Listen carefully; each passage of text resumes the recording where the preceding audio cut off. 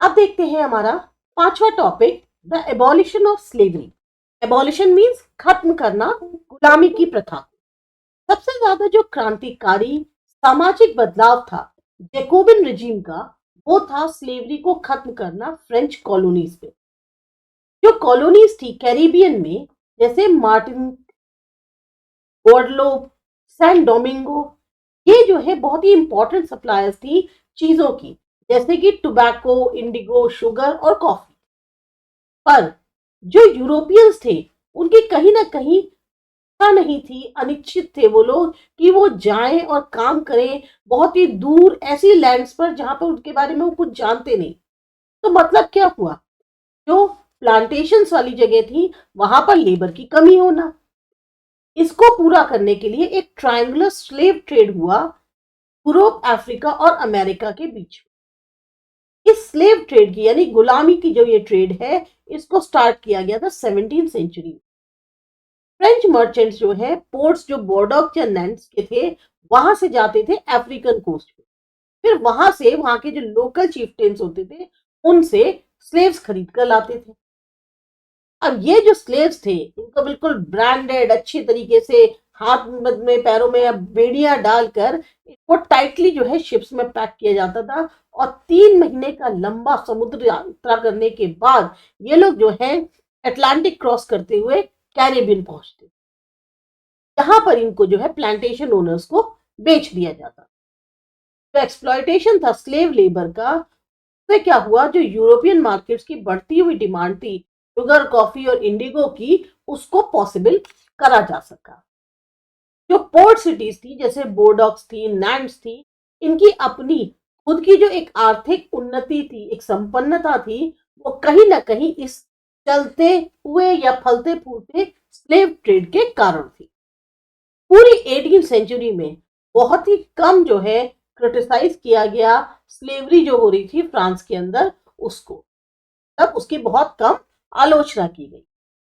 National assembly में जो है लंबी लंबी बहस हो रही थी, क्या जो अधिकार हैं लोगों के, उनको और ज्यादा बढ़ाना चाहिए। जितने भी फ्रेंच के लोग हैं, जनता है, या जो अधिकार लोगों के होते हैं उनको और बढ़ाना चाहिए सारे फ्रेंच नागरिकों के लिए। इसमें जो कॉलोनीज में रहते हैं वो भी शामिल हैं। पर इससे संबंधित ना तो कोई लॉ पास हुई, क्योंकि ऑपोजिशन का डर था बिजनेसमैन से। क्योंकि पूरी की पूरी इनकम किस पर निर्भर हो रही थी, स्लेव ट्रेड पे। फिर फाइनली जो कन्वेंशन था 1794 में, उसने कहीं ना कहीं एक वैध किया कि सारे के सारे जो स्लेव्स हैं ओवरसीज पोजीशंस में फ्रेंच के, उनको जो है फ्री कर दिया जाए। और ये भी जो है कहीं ना कहीं एक बहुत ही कम पीरियड के लिए स्टेप उठाया गया।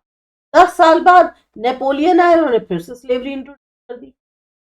प्लांटेशन ओनर्स जो है समझ चुके थे कि उनका जो फ्रीडम है वो ऐसा था जैसे मानो कि जो राइट है, अधिकार है, कि वो जो है अफ्रीकन नीग्रोस जो हैं उनको कहीं ना कहीं गुलाम बनाएंगे अपनी आर्थिक उन्नति के लिए, आर्थिक हित के लिए।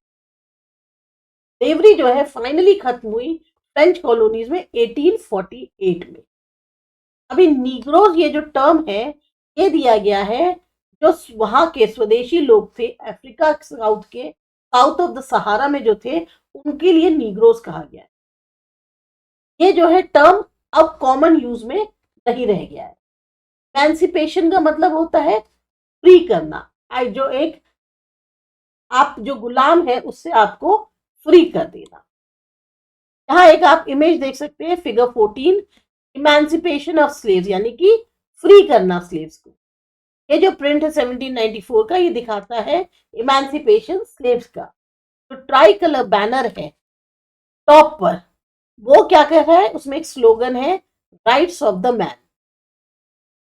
और उसमें जो इंस्क्रिप्शन लिखा है वो ये लिखा है कि फ्रीडम ऑफ द अनफ्री, मतलब जो गुलाम है उनकी आजादी। एक फ्रेंच वुमेन जो है वो प्रिपेयर कर रही है ताकि अफ्रीकन को जो है या अमेरिकन इंडियन स्लेव्स को थोड़ा सा सभ्य बनाया जा सके, उसको यूरोपियन क्लोथ्स जो है पहनने के लिए दे रही है। तो ये आपका था टॉपिक नंबर 5। अब इसके बाद जो नेक्स्ट टॉपिक है the revolution and everyday life, ये करते हैं अगले वीडियो में।